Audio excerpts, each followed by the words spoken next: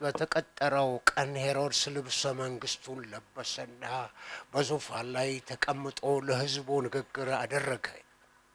ሕዝቡም ይህ አምላክ ድምፅ ነው እንጂ የሰው ድምፅ አይደለም እያለ ጮኸ። ሄሮድስ ለእግዚአብሔር ክብር ሳይሰጥ በመቅረቱ ምን ሆነ? ወዲያው የእግዚአብሔር መልአክ ምን አረገው? ቀሰፈው እና ተልቶ ሞተ። ይሄ የምህረት አምላክና በምህረት ጊዜ ባይሆን ስንቱ ተልቶ ይሞት ነበር። ቅድም ያያችሁት ሰው አሁን ፋንድያ ነው ምን የሚያደርግ ነገር እውነት አይደለም፣ ውሸት። ኢየሱስ ያንን ውሃ የቀየረው እነሱ አፈሩ። በችግር ምክንያት ብዙ ጊዜ ገፋፍተዋል። ሰይጣንም ሞክሮታል። እስቲ ከዚህ ወረድና አምላክ መሆንን እንድናመልክ እንዲያርግ ነው። ኢየሱስ ያደረጋቸው ታምራቶች ሁሉ ራሱን ለማሳየት ያደረገው ነገር አይደለም። ስለዚህ ሁል ጊዜ እንዲህ አይነት ነገር ስናደርግ የእግዚአብሔርን ክብር መሻማታችን እግዚአብሔርን ያስቆጣዋል። ስራችን ሁሉ ፋይዳ የለውም፣ ድካሜ። አሁን ይህን ያህል ዘመን በእውነት ነው የምላችሁ ቀላል አይደለም። ይህ ሁሉ እናንተ እንድታጨበጭቡልኝ ከሆነ አይገባውም። ምክንያቱም ዛሬ አጨብጭባችሁልኝ ነገ አንድ ስህተት ብሰራ ስቀለው ነው የምትሉት። ይህን ያህል ወርዝ አያረግም፣ ዋጋ የለውም ማለት ነው። ለዚህ አትስሩ፣ ለዚህ አታገልግሉ። እግዚአብሔርን ለማክበር ብቻ አገልግሉ። እሱ ብቻ ይያችሁ። አትደበቁም። ከፈለገ አውጥቶ ነው የሚጠቀምባችሁ። አለሁ ይኸውልህ የሰራሁት ታሪክ ነው። በዚህ ዞሬ በዚያ ሄጄ ጀርመን ሄጄ እንዲያርቄ እንደዚህ ይሉና ይህን ሁሉ የምናገረው ለእግዚአብሔር ክብር ነው። ውሸት፣ ሌላ ኃጢአት ሲጨምሩበት ይህን ሁሉ ይዘረዝሩና ይህን ሁሉ ምነግራችሁ ለእግዚአብሔር ክብር ብዬ ነው። የመርካቶ ልጅ ነኝ አውቃለሁ ይላል እግዚአብሔር።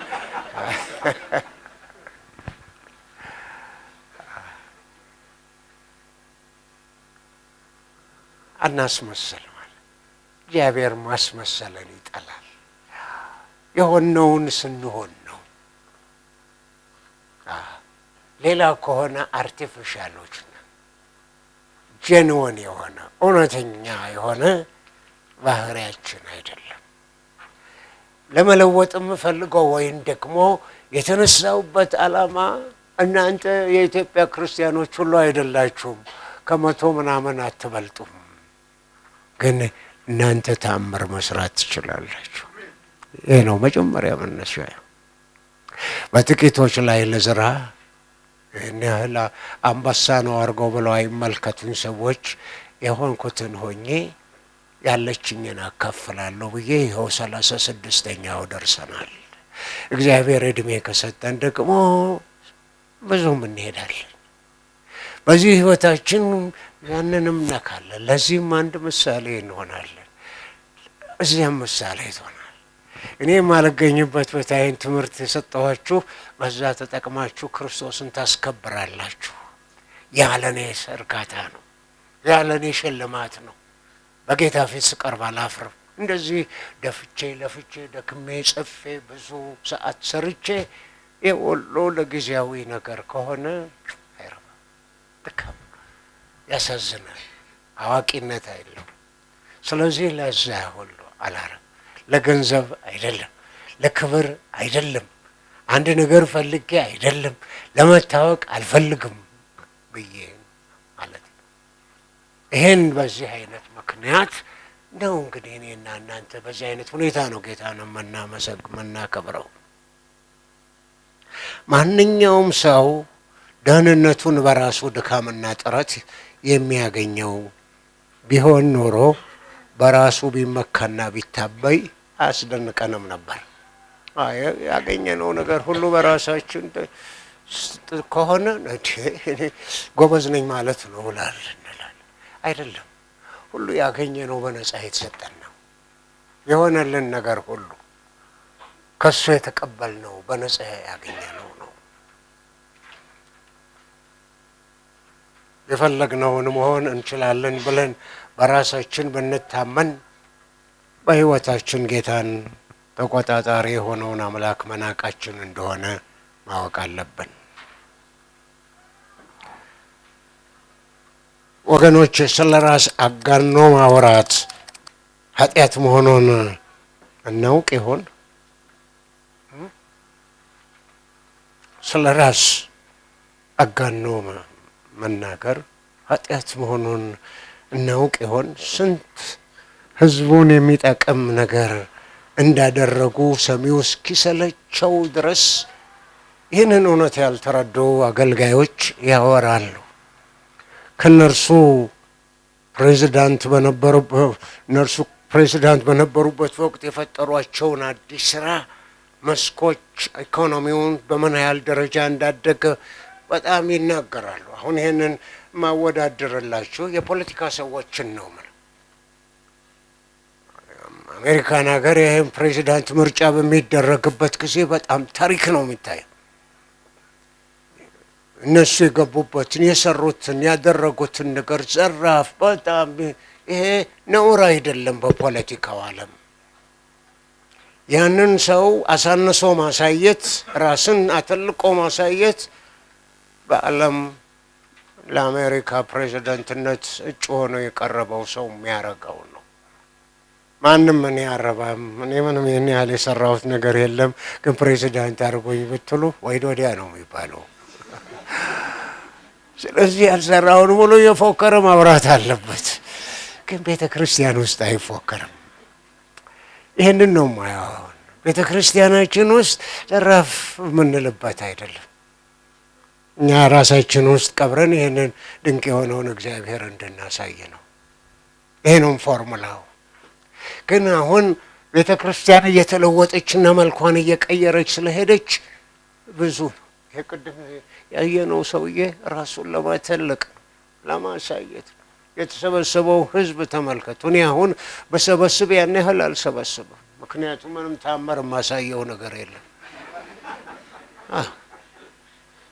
እኔንን ይኸውልህ እንግዲህ አሁን 7 ጊዜ ራ ብሎ ይሄንን ሁሉ የሰዎችን ልብ ስቦ እዛ ውስጥ የተሰበሰበው ሁሉ ሕፃን ልጅ ብቻ አእምሮውን የማይጠቀም ሲሆን በቀላሉ ይታለላል። ቤተ ክርስቲያናችን በዚህ አይነት የደከመ ሆኗል። ትብቴ የተቆረጠው እዚህ ነው። እዚህ ብዙ ባልኖርም ስለ ኢትዮጵያ ነገር ይቆረቆረኝ። አገልግሎቴም ከዳር ጀምሮ እስካሁን ድረስ በዓለም ዙሪያ ዞሬ ኢትዮጵያዊ ያለበት ቦታ ሁሉ በየሪፊውጂ ካምፕ ያረኩት ኢትዮጵያውያን እወዳለሁ። በኢትዮጵያዊነቴ ደሃ ነው አላፍርበትም። በጣም ፈረንጆች ለምንድን ነው አንተ ለእኛ መጽሐፍ ማጽፎ ለእኛ እንደዚህ መታረጎት? እኔ ልብ ያለው ለኢትዮጵያዊ ነው። ለምን እናንተ በቀን 1000 መጽሐፍ ማሳተም ትችላላችሁ፣ ሞልቷል አዋቂ እና በውሸት አይነቶች ውስጥ አጋኖ ማውራት በጣም የተለመደ ነው በፖለቲካው ዓለም። የራሳችን ክብር ስንፈልግ የእግዚአብሔርን ክብር እንሸፍናለን። የራሳችንን ክብር ስናሳይ እግዚአብሔርን አናሳየውም። ሁሉ ጊዜ እግዚአብሔርን እናጨልመዋለን፣ በጥላችን እንሸፍነዋለን። እግዚአብሔርን ያስቆጣዋል። ምንም ያህል ሰው ሰብስበን ሰው ሁሉ ቢያጨበጭበልን እግዚአብሔርን ካላሳየ ነው የምናሳይበት በእኛ በራሳችን ህይወት ነው። ያውላችሁ ይህን ኢየሱስን እመስላለሁ ብለን አይደለም በምንኖረው በምናደርገው ነገር ኢየሱስን መምሰላችንን ሰዎች ያያሉ። የክርስቶስ የክብሩ ነጸብራቅ ነው እኛ ላይ የሚያርፈው። ያ ክርስቶስን እንደምንመስል ያሳያል። ይሄ ነው የክርስትና ህይወት ዓላማችን። ይሄንን ነው እግዚአብሔር የሚፈልገው። ራሳችን ማሞገስ፣ ክብር ለሚገባው ጌታ ክብር በመስጠት ፈንታ ራሳችን ማክበር መጽሐፍ ቅዱስ የማይደግፈው ነው። ባካችሁ ይሄ ነው የሰውዬ አሁን መጽሐፍ ቅዱስ የሚደግፈው አይደለም። ብዙ ሰው ይሰበስባል፣ ግን እነዚህ ሰዎች ጊዜያቸውን ያጠፋባቸዋል። ራሱም ደግሞ ያለ ዋጋ ይቀራል። ግን እርግጥ ነው ምድራዊ የሆነ ነገር ይመቸዋል፣ ብዙ ገንዘብ ያገኛል፣ ጥሩ ልብስ ይለብሳል፣ መኪና ይኖረዋል፣ ሁሉ ነገር ይኖረዋል። ይሄ ሁሉ ግን ፋንድያ ነው፣ ማይረባ ነው። ስለዚህ ነው እንግዲህ እግዚአብሔርን ማያከብር እግዚአብሔርን ማያስከብር ነገር ከሰራን ዋጋ የሌለው ህይወት አሳለፍን ማለት ነው።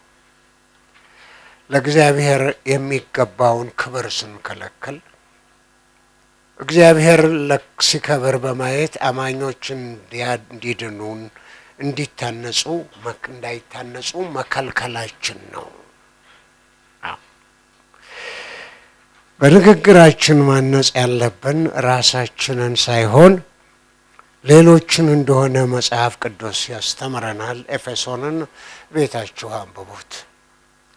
ስለ ራሳችን ጀብዱ እያወራን ለሌሎች ሌሎችን ማነጽ እንደማንችል የታወቀ ነው። ወገኖቼ አሁን አንደኛው ሌላ ትልቅ ነገር ትናንሽ ክርስቶሶችን እንዳንመስል እንጠንቀቅ።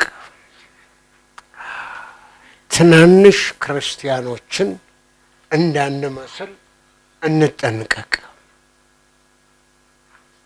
ማርክ ቡካናን ዮር ጋድ ኢዝ ቱ ሴፍ በሚለው መጽሐፉ ላይ ሚቺገን ስቴት ውስጥ በአንድ ወቅት የሆነውን አንድ አስደናቂ ታሪክ ጽፏል።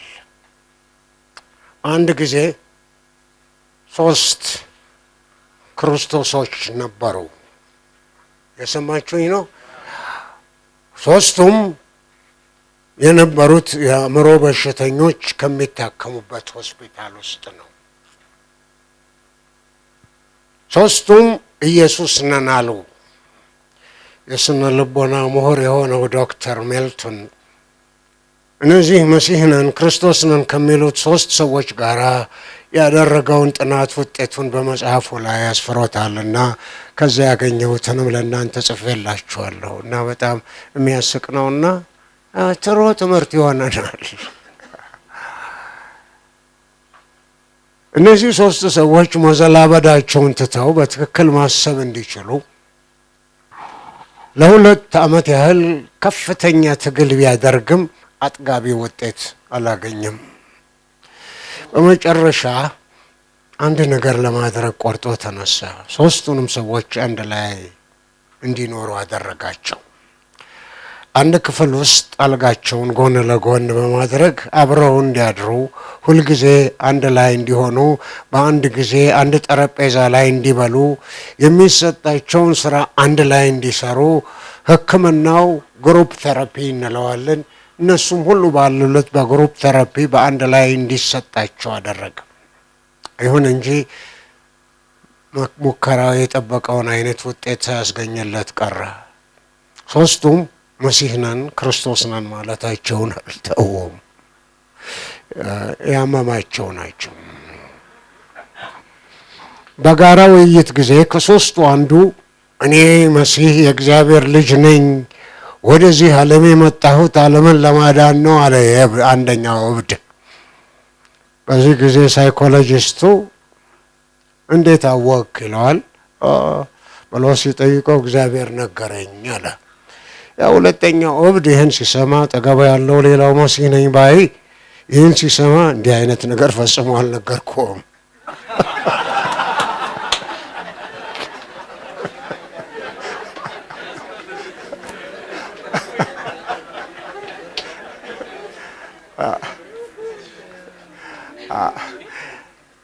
ዛሬ ብዙ እብድ አለኝ።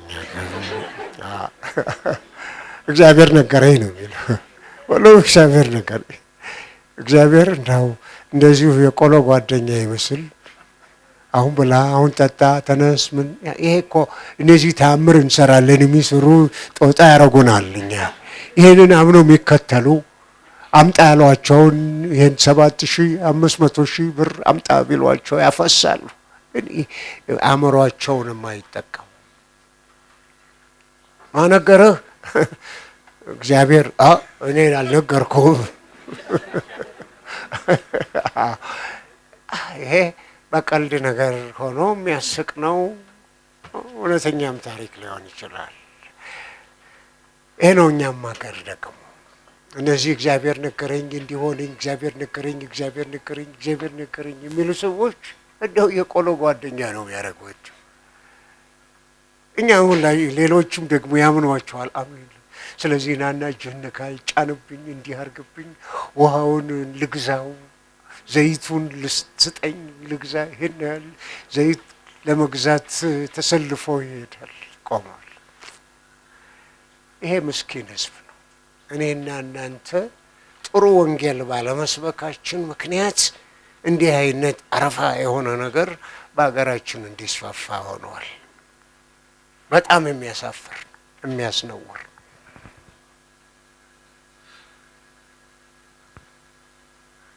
በዚህን ጊዜ ሳይኮሎጂስቱ እንዴት አወክ ብሎ ስጠይቀው እግዚአብሔር ነገረኝ አላት። እኔ ፈጽሞ ይህን አልነገርኩም አለው። ነገሩ በጣም ያስቃል ያሳዝናልም። እነዚህ 3 የአእምሮ በሽተኞች ክርስቶስ ነን ሲሉ ተደብቀው ሳይሆን በግልጽ ነው። ብዙዎቻችን ግን ራሳችን ከፍ ስናደርግ ተደብቀን ሳይሆን ፊት ለፊት ሳይሆን በዘዴ ነው። በሁሉም ነገር ጌታ ተናገረኝ፣ ጌታ እንዲህ አለኝ፣ ጌታ ነገረኝ፣ እንዲህ አለኝ፣ ጌታ ነገረኝ። አንዳንድ ጊዜ ችግራቸውን ሊነግሩኝ ሲመጥ ጌታ እንዲህ ተናገረኝ፣ እንደዛ ተናገረኝ ዝም ብዬ ሰማና በትዕግስት አዳምጣለሁ። የቆሎ ጓደኛን እንዴት ነገረሽ? ምን ያህል እርግጠኛ ነሽ? አልለም። ዝም ብዬ ብቻ ሰምቼ አዝናለሁ። እኔና እናንተ ምንድነው መሆን የምንፈልገው? ሰዎች እንዲያጨበጭቡልን እንደ ድል አድራጊዎች በትከሻቸው ተሸክመው እንዲዞሩ እልል እያሉ እንዲጮሁልን ነው? እግራችን ስር እንዲወድቁልን ዘውድ በራሳችን ላይ እንዲደፉልን ነው? የአበባ ምንጣፍ እንዲያነጥፉልን ነው? አበባ እንዲያስታቅፉን ነው? ወገኖቼ የምናገለግለው አገልግሎት ዋናው ሞቲቫችን መነሻ ሀሳባችን ለምናገኘው ትርፍና አድናቆት፣ ምስጋና፣ ጭብጨባ ከሆነ ዋጋ የለውም፣ አይጣጣምም። ቀደምም ነግሬያችኋለሁ። 14 ሰዓት በአይሮፕላን ስበር ይህን ትምህርት ሳዘጋጅ እንደዚሁ አይደለም ቆጭ ብዬ 16 ሰዓት ሰርች። ብዙ ድካም ይጠይቃል። ይህ ሁሉ ድካም የሚጠይቀኝ እናንተ ለምታጨበጭቡልኝ ነገር ከሆነ መለሰ። አንዳንድ ጊዜ ልጆቼ አንድ ነገር ሳረግ ሳይ ዳድ ዩ አር ኖት ስማርት ይሉኛል። እውነት ነው። ለዚህ ማረግ ከሆነ አም ኖት ስማርት አይመጣጠንም። ዛሬ ያደነቃችሁኝ ነገ ቡ ትሉኛላችሁ። ስለዚህ ዋናው ዓላማዬ መሆን ያለበት በትወዱም በተጠሉም ለእናንተ ሳይሆን አምላኬን አከብረዋለሁ ብዬ ካልኩ አምላኬ ቡ አይለኝም። የልቤን ቅንነትና እውነት ያውቃል። ከልቤ ማረገው መሆኑን ያውቃል። እሱን ለማጭበርበር እንደማልችል አውቃለሁ። ስማርት ነው በጣም። ስለዚህ እኔ ወገኖች በህይወታችሁ ከዚህ በኋላ 50 ዓመት ኑሩ፣ 60 ዓመት ኑሩ፣ ይሄ ነገር ከውስጣችሁ አይውጣ። ለክርስቶስ ክብር ኑሩ። እሱን ብቻ አስመስግኑት። ሰው ያደንቀኛል ያጨበጭበልኛል ስንል ምናልባት የሚረግመን ይሆናል። የእሱ እርግማን ምንም አያደርግልንም፣ ምንም አያረገንም። ስለዚህ እኔና እናንተ በሕይወታችን የምንማረው ነገር ቢኖር እውነተኞች እንሆን፣ የሆነውን እንሆን፣ ያልሆነውን መስለን አንታይ። ይሄ ነው እንግዲህ ምን ጊዜም ቢሆን ያለ ዋጋ አንቀርም። አሽከር ስራ ሁል ጊዜ ማገልገል ስለሆነ እኛም አሽከሮች ከሆንን ቢመቸንም ባይመቸንም ማገልገል አለብን። እውነተኛ አገልጋይ የሆነ ሰው አያችሁልኝ ወይ በማለት ጥሩምባ አይነፋም። በፍጹም የሆነውን ሆኖ ያገለግላል። ስለዚህ በትህትና እናገልግል እንጂ ታላቅነቴን ስራዬን አያችሁልኝ ወይ እያል ስለ ራሳችን ማስታወቂያ ከመናገር እንጠንቀቅ። በቃ ይሄ ደስታ ይሰጠኛል ዛሬ በልቤ ውስጥ ያለው ለእናንተ ሳፈስ። ምክንያቱም እናንተም ደግሞ በየቦታው ይሄንኑ ታስተምራላችሁ። የኢትዮጵያን ቤተ ክርስቲያን እንለውጣለን። በስተቀር አሁን እንደምታዩት ከሆነ እጅግ ያሳዝናል። አቤታችን ከቤት መቀመጥ አንዳንዶቻችን እንወዳለን፣ ያንን ከምናይ ይልቅ ክብር የሚፈልግ አገልጋይ አክብሩኝ አይልም። በዘዴ ነው። ሰዎች መልካም ስራችሁን አይተው የሰማያዊ አባታችሁን እንዲያመሰግኑ እንዲያከብሩት የእናንተን ብርሃን በሰው ፊት ይብራ። ስለዚህ የምናገለግለው ራሳችን እንድናከብር ሳይሆን እግዚአብሔር እንዲከብርበት፣ እግዚአብሔር እንዲታይበት ነው። ይሄ ነው በጣም በጣም አለበለዛ ኪሳራ ነው። ኪሳራ አንድም ጊዜ ቦጌ ብዬ አላውቅም። ከህፃንነቴ ጀምሮ አንድ ጊዜ ፉት ብዬ አላውቅም። ቢራ ምን እንደሚል ሰማይ ቴስትም አላረገም። ነግሬያችኋለሁ ከዚህ በፊት ለአንዳንዶቻችሁ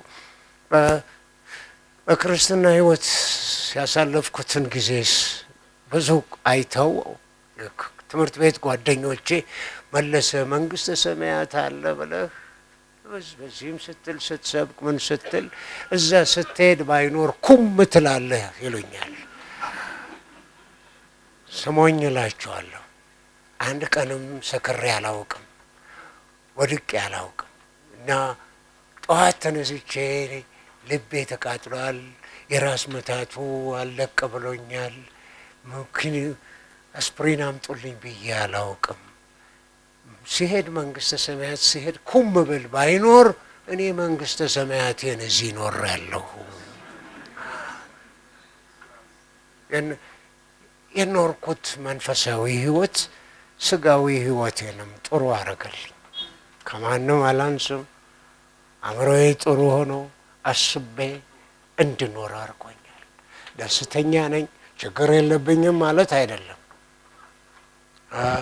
ተማሪዎቼ ማማከርንትን ትላንትና ስናገር ሰምተዋል። እንደኔ መከራ የቀመሰ ሰው የለም፣ ግን ደስተኛ ነኝ። ሰዎችን እስኪገርማቸው ድረስ ነው። እኔን ታሪክ ሲያነቡ እንዲህ አትመስለንም ነበር ይላሉ።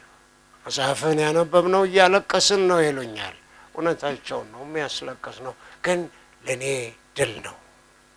ለእኔ ያ መሸነፍ አይደለም፣ ክርስቶስ ያሳየሁበት ህይወት ነው። ራሳችንን ዝቅ አድርገን ስናገለግል ላንታይ፣ ሁል ጊዜ ላንመሰገን እንችላለን። ባንመሰገንም እግዚአብሔር እንድናደርገው የሚፈልገውን በማድረጋችን ደስ ይለናል። ስለዚህ በትህትና እናገልግል እንጂ ታላቅነቴን ስራዬን አያችሁልኝ ወይ እያልን ስለ ራሳችን ማስታወቂያ ከመናገር እንጠንቀቅ። ክብር የማይፈልግ አገልጋይ አክብሩኝ አይልም። ምንም እውነቱን ልንገራችሁ ክብር አልፈልግም። አክብሩኝ ብዬ አልልም፣ ግን ደግሞ ዘርጥጦኝ አልልም።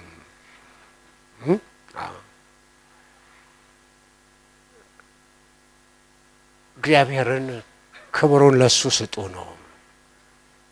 ምስጋናችሁ ይበልጣል። ጥሩ ነው፣ ድንቅ ነው። ግን ወደዛ እኔን ልቤን እንዳትወጥሩት፣ እንዳታሸፍቱኝ የምትሉት እውነት ይመስላል። እውነት አይደለም እላችኋለሁ። እናንተ የምታዩት በራሳችሁ አይን ነው። እኔ ትልቅነቴን ማወቅ የምፈልገው በእግዚአብሔር አይን ስታይ ነው። ሰው ነኝና ሰዎች ማየት የሚፈልጉትን ነገር ላሳያቸው እችላለሁ። ይህን ሁሉ ለትምህርታችሁ እንዲሆን ነው፣ እንድትጠነቀቁ ነው። እንዲያመሰግኑን፣ እንዲያደንቁን፣ እንዲያጨበጭቡልን፣ መዳሊያ እንዲሰጡን፣ ካባ እንዲያለብሱን አንፈልግም። ዓላማችን ጌታችንን እንዲያከብሩልን ነው። እንግዲህ ስትበሉም ሆነ ስትጠጡ ወይም ማናቸውንም ነገር ስታደርጉ ለእግዚአብሔር ክብር አድርጉ። መጽሐፍ ቅዱስም ብዙ ጊዜ አንብበነዋል። ይህንን ግን እያነበበን ደግሞ ተግባራዊ አናደርገውም። እንግዲህ ስትበሉም ስትጠጡም ወይም ማናቸውንም ነገር ስታደርጉ ለእግዚአብሔር ክብር አድርጉት።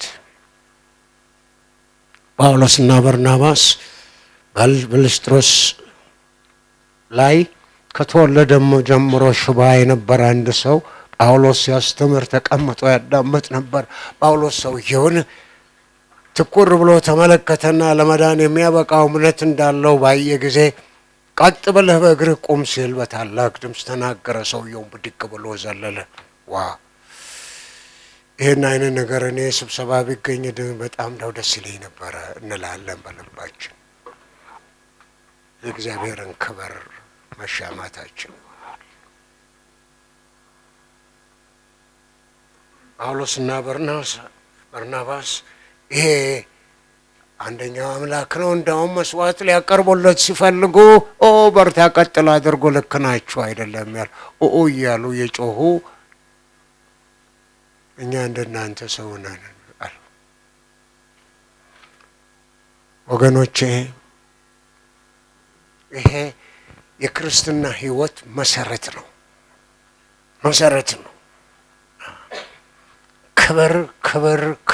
ክብር ፍለጋ እንዳናገለግል ፋይዳ የለውረንም፣ ውድቅ ይሆንብናል። እንግዲህ እዚህ ላይ እንቋጨው።